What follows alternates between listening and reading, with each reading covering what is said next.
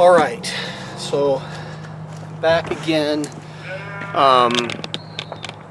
What happened essentially was I ran out of memory cards, so I just went back through and deleted what I had in there. Some stuff from a long time ago off of this memory card. So I don't know where I ended up.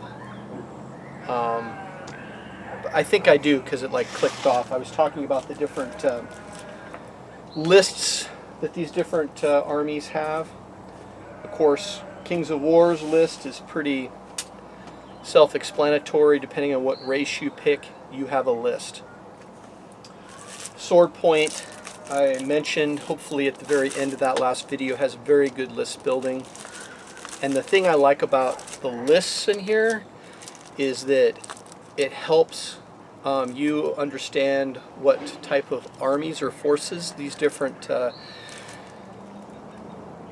I guess armies in the past, and whether the Romans or whether they were the Gauls or whoever took, you know, what kind of units they had, how they fought, what kind of way they battled. That's what's nice about the list. Hail Caesar, although I said it's kind of like a sandbox game in a sense, because it seems to get stuck and it doesn't seem to has these phases and stuff. But the lists that they have in these books are really good, actually. So this is the army lists for biblical to early medieval. So it goes all the way from the dawn of history, the Egyptians, I guess, all the way up to the Vikings fighting each other, fighting the Saxons. And the lists are actually pretty well made. There's a lot of depth to these lists. And this is an older book. I don't know when it was first published, but it's an older book that's been around for a while, from my understanding, and they did a really good job, I think. So I can go to like Hoplite Greek and I can say, okay, I can take, these are 35 points for an elite hoplite infantry armed with long spears. Or I could have a levy one, and it tells me what my clash and sustain is. That's their rule systems. You don't need to know that for this video. And then it has special rules associated with it.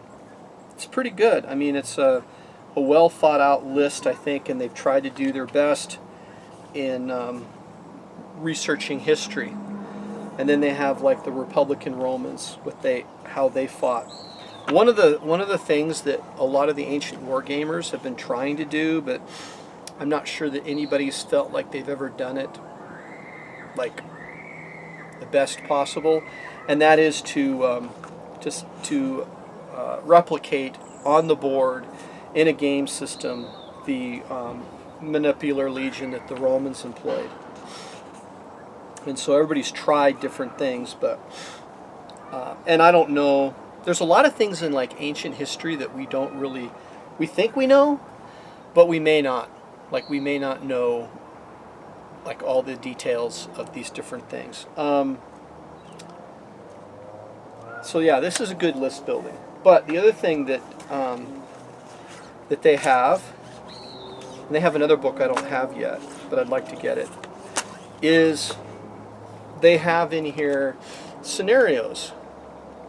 So they're actually like Caesar's Bait.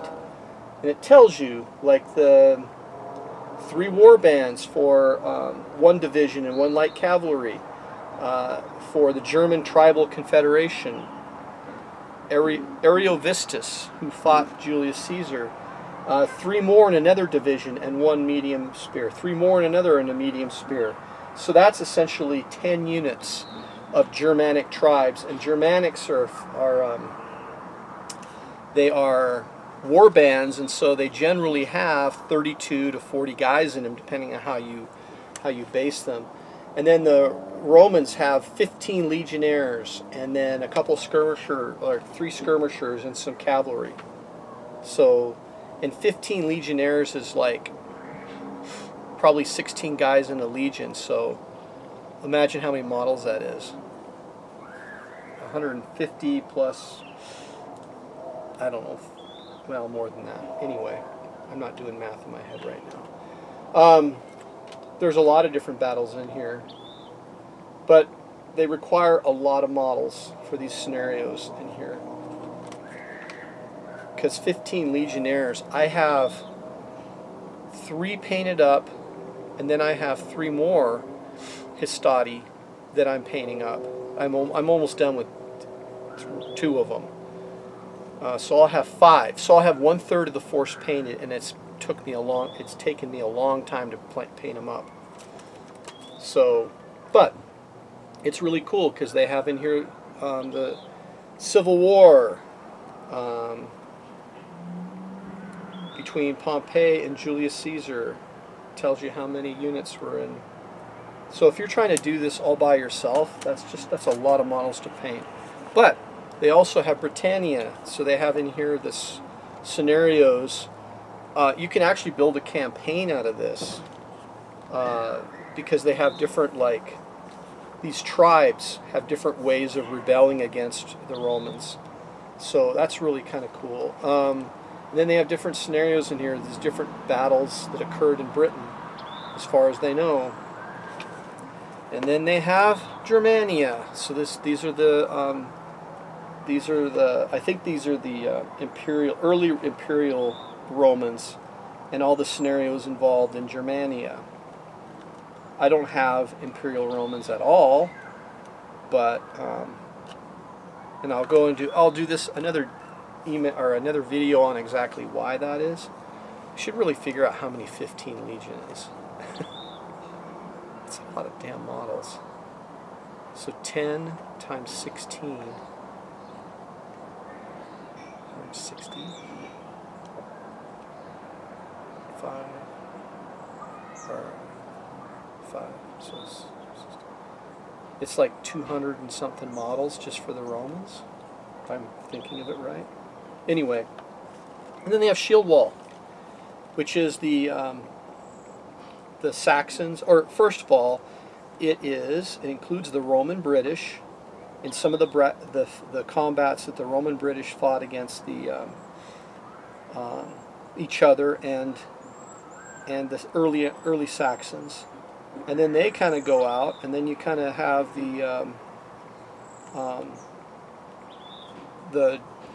the Saxons fighting against pretty much the Vikings, but they also fight against the Welsh and other armies too. So they have different scenarios in here for that too. I'd love to try these out. So okay, so the scenarios for Hail Caesar, I think it's really nice to see them. Next thing that's really nice is the list book for Hail Caesar. Very good. The list book for Sword Point seems very good. The list book for Age of Hannibal, there's not a lot there. But the mechanics of the game are superior to this one, at least, in my opinion. So I like Age of Hannibal's mechanics better. It's just, you kind of almost have to play with their specific point list to make it really work well. And then, last but not least, of the games that I currently have, and I don't know, this is probably enough to try out, is To the Strongest. This is the rule set. I think this book costs $30, the printed version.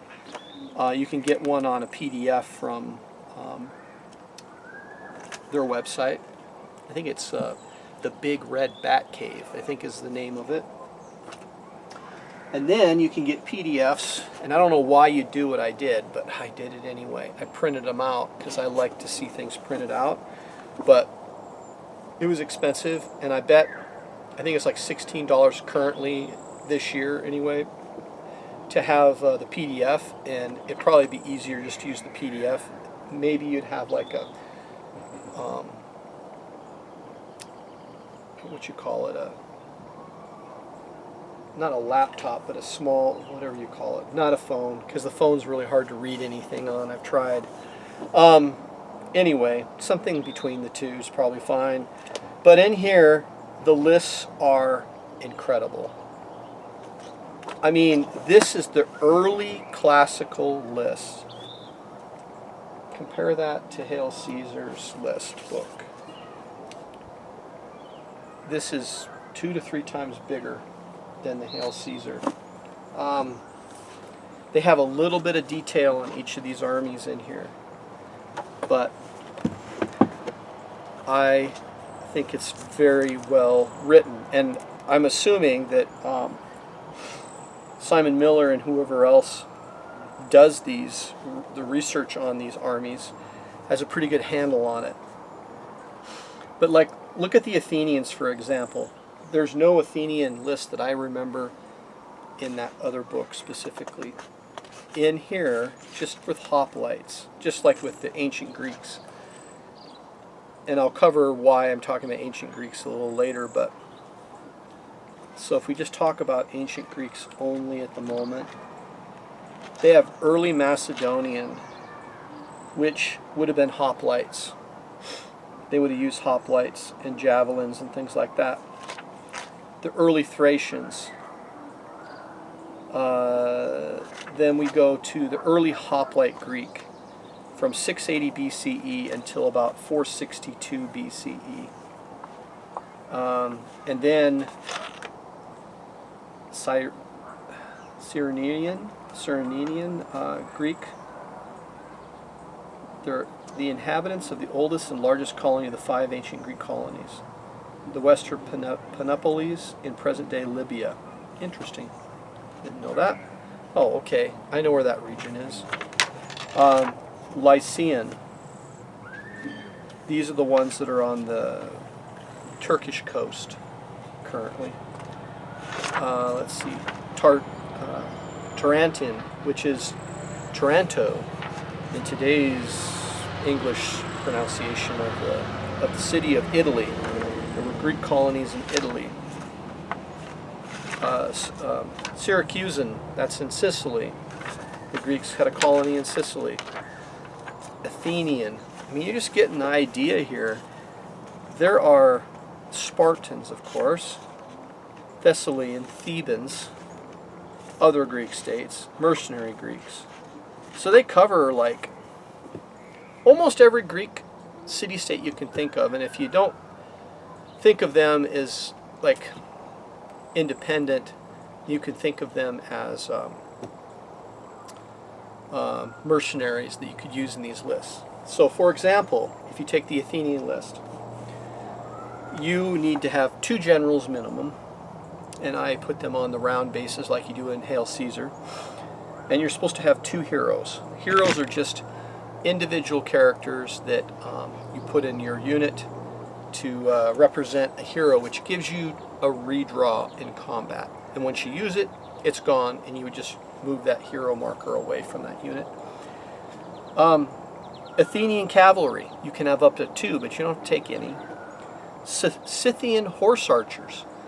So this is kind of what's cool, and what kind of turned me on to the Athenian list is I can put a unit of Scythian horse archers in the unit. That's pretty cool, and I got one to do that. It's not very expensive, and I'm assuming it's not the best, but thematic and fun. I mean, it makes it a lot different. Athenian hoplites, you have to have 3 of them. And you can have as much as 5, and you can upgrade one of them to being a veteran. And then allied hoplites, 2 to 6. And then you have to have 1 light infantry unit, which I have, and a camp. Now the camps are worth a victory point, and everybody has to take 1. You can take more if you'd like. And what you do in the game is you build up each one of these units has a certain number of victory points built into it. You add up all your points, or your size of all your units. I should say it's size, not points. Build up all the size of all your units, and then divide by 3. And then that's the amount of victory medals that you have. And if your opponent captures those victory medals by killing those particular units, or capturing a camp, or killing a general, then that, if you get down to 0, then you lose the game. Your army leaves the field, and the other player wins the game. So the list building is 100%. I love it. I mean, it's just great in here, and that's like Athenians. How you would think an Athenian list would be kind of boring, But the fact that you can put some cavalry, some horse archers in there, some javelin men, some light infantry, it makes it kind of cool. And you can even put bows and stuff in there too. The Spartans, on the other hand, they only have like 3 units that they can take of Spartans, but they're veteran, generally speaking, so they're really good. And then you can add Periokii,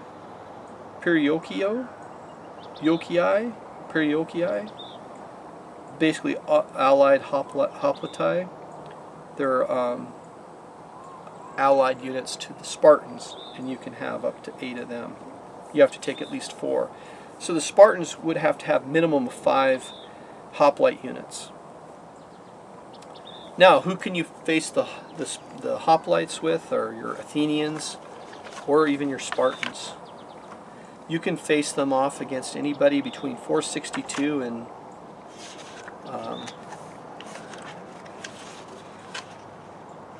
275 BCE. So each other, that's a lot of hoplites. Thebans and all that, and then you got the Archimedean Persians. You can face them, and you can even face them against the Romans, which is what I'm doing. Which, by the way, I've noticed that a lot of people that play ancient miniatures, they start out with Romans or Greeks or Macedonians. It seems like those are the areas they start. And then once they have enough of that, then they kind of branch into some other areas. That's generally what I see. Even though I don't understand, I'm trying to build a Carthaginian army too, but I don't quite understand why people don't focus on Carthaginians. But maybe some people do. Anyway, that's the list building for that. And then they have another complete book for the medieval ones. And this would go from, I don't know the start date, because they don't break it into start dates. They break it into,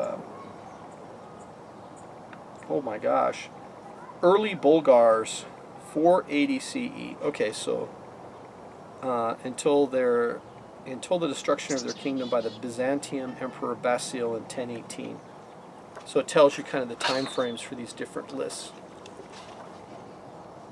Moravian from 822 to 907. So, and this is the list book that you would use for the Vikings versus the Saxons in England. So, anyway, that's kind of where I'm at on that. What I'm going to do, I've been painting a lot, and I've been buying some things to supplement it. Initially, I bought it so I could play Kings of War with my friends with the Kingdoms of Men army. Once I got to a certain size, I said, I don't need to buy any more, I'll just paint. Well, I don't know. Painting takes a lot of time. And for me, at least, I'm really kind of a slow painter. So it takes a lot of time and focus to do it. And so I've still been kind of supplementing with other people's work that I buy on eBay. I try to do my best and find armies and units that are well painted, and then I put them on in my armies. My goal is, with the strongest book, is to get an Athenian army of 150 points. I've seen that a lot of the tournaments they do 130 points, but I'm going to try to go to 150. And then the Romans, I'm going to actually build 2 legions out. Maybe they total to 150. I don't know. But I don't think I'm going to have 1 legion of 150 points. It'd be like 2 legions of 150 points. And I'm trying to concentrate initially on Pompey. So I'm building up his legion first, and then I'll build Caesar's legion up. And then should be able to do force on force with those 2 in the future.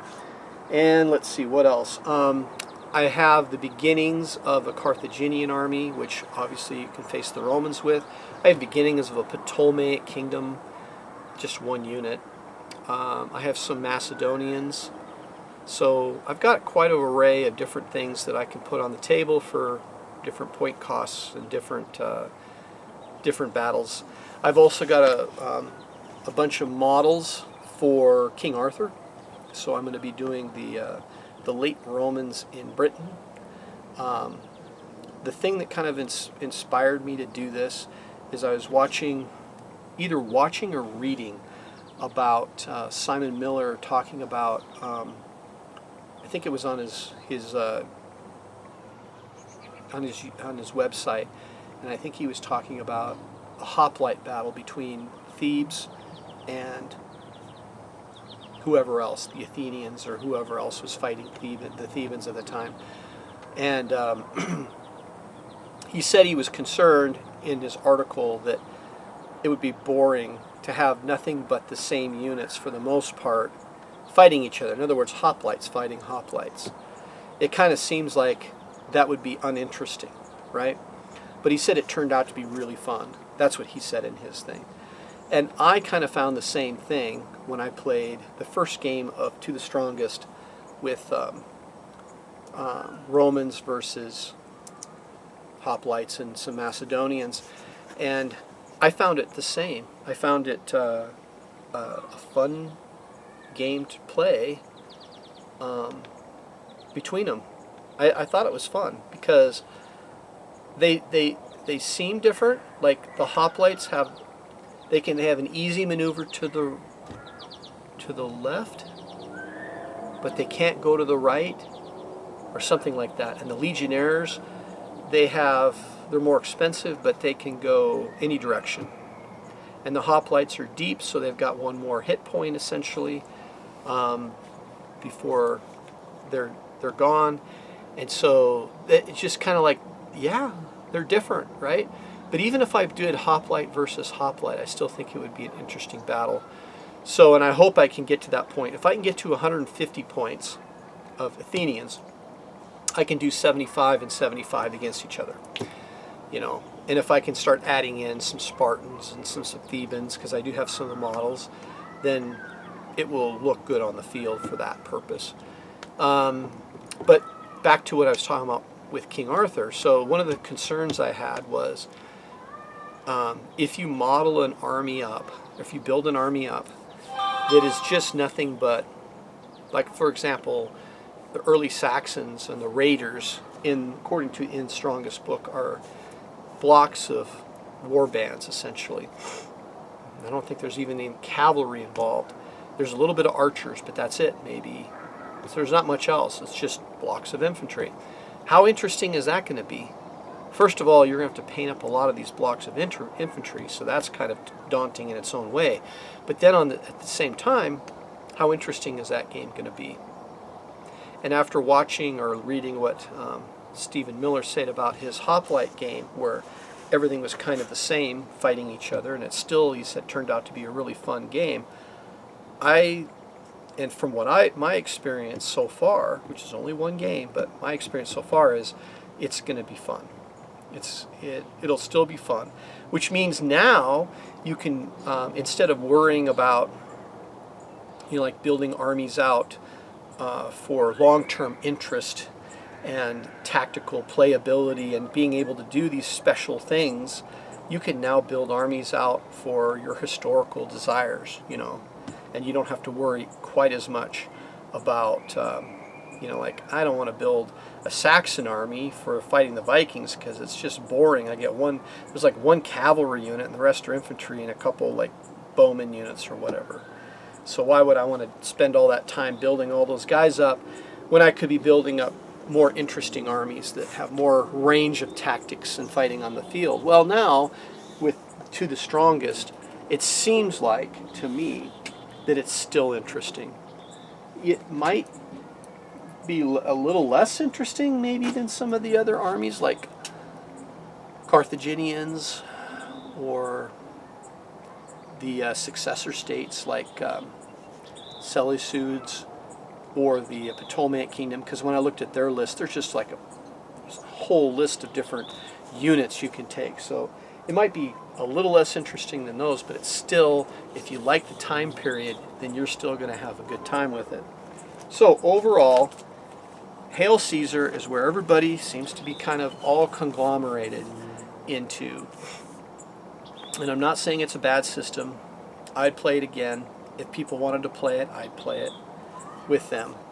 But I kind of like get stuck on it. And that's the other thing is Black Powder does the same feeling for me. It's like I get excited, I move pieces around, and then the fighting starts, and it's kind of like, the fun seems to be kind of like a little bit past. It almost seems to get clogged down and slowed down. And I'm sure that ancient battles or Napoleonic fights, maybe they turned into that, but it just doesn't seem to be dramatic and, exciting. To the Strongest does. Like, you always seem to be involved in it.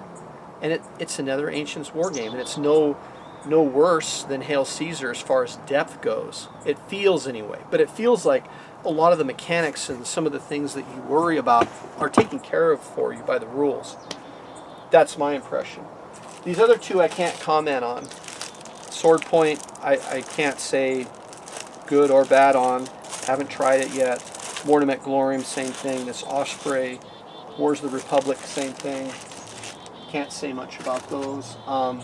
Age of Hannibal, I can say it's a good game. Play it. If you open the book up and you see the lists, your lists in there, then play it. You'll have fun with it. But play it either 1,000 or 2,000 points. Don't try to play it with less, because I don't know that it really. If you're going to play it with less, then look at the mechanics of the morale system and adjust it to something. Make some adjustment of some kind. I'm not going to tell you what, because I really don't know, but adjust it below 1,000 points to something else. The other thing I'd say is, for painting, this book's been brought up a number of times. I can't wait till the Hoplite book comes out. And I keep seeing that it was supposed to be released in July of 2024. And the last time I went and looked on Amazon, it said, release date September 2024. So it's been pushed back maybe, I don't know. But this book here is for the Romans, and it's phenomenal for painting. Like, it has in here all of the different enemies of Rome. It has what Rome's uniforms looked like during the Republic period. Like this would be like your Republic period, or just after, I guess. How your commanders would look. The coloration, you can see the colors of their uniforms. And then it goes into the Imperial period, and then the late, like what the Gauls look like. It even has the enemies who they fought. So what the Gauls look like, what the Numidians might have looked like,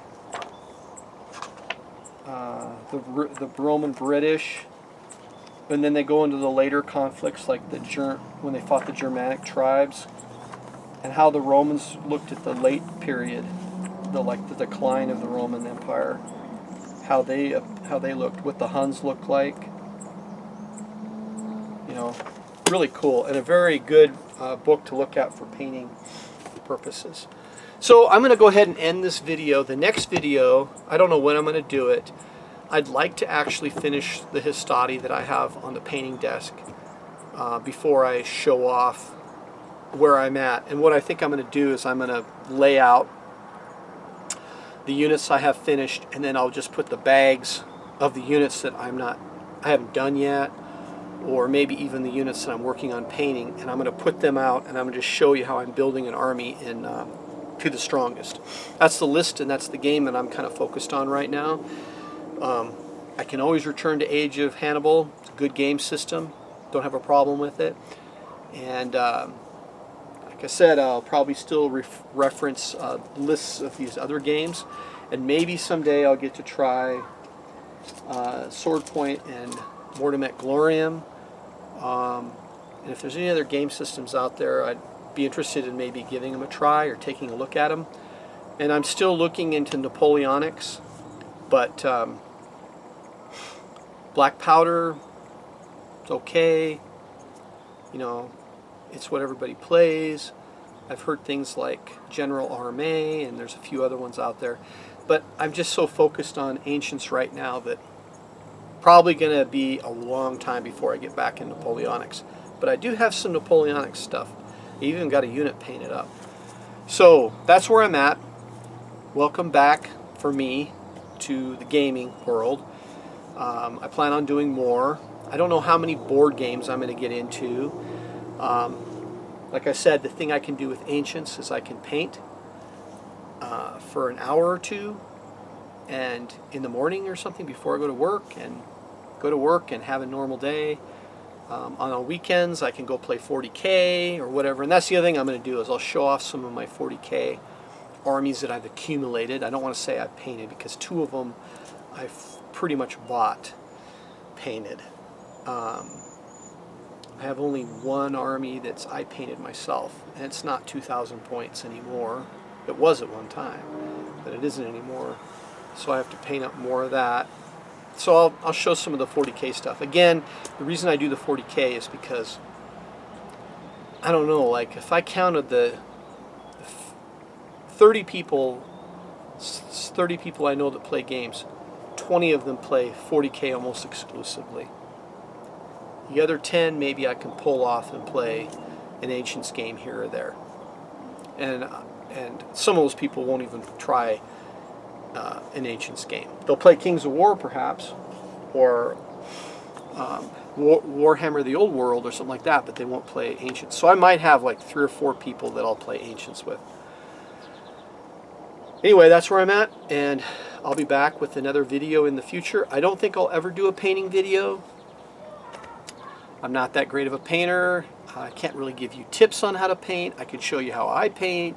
Don't know how interesting that would be, and I don't know how good it would be for you if you're trying to learn how to paint well, because there's people out there that paint so much better than I do. I watch other people's YouTube videos all the time, and some of them I like watch while I'm painting, and then I'll go back and repeat it while I'm painting whatever step they're painting on. So I'm just like, I got to get this down, right? So anyway, I will be back with another video in the future showing off the armies of the Ancients, and then some of my other armies in 40K, painted armies that I can use for 40K and Age of Sigmar, by the way, which is why I got them initially. And yeah, so we'll be back in the future. So thank you for watching, and glad to see you again. And if you have any comments, of course you can always put them in there. I read them, I try to respond to them.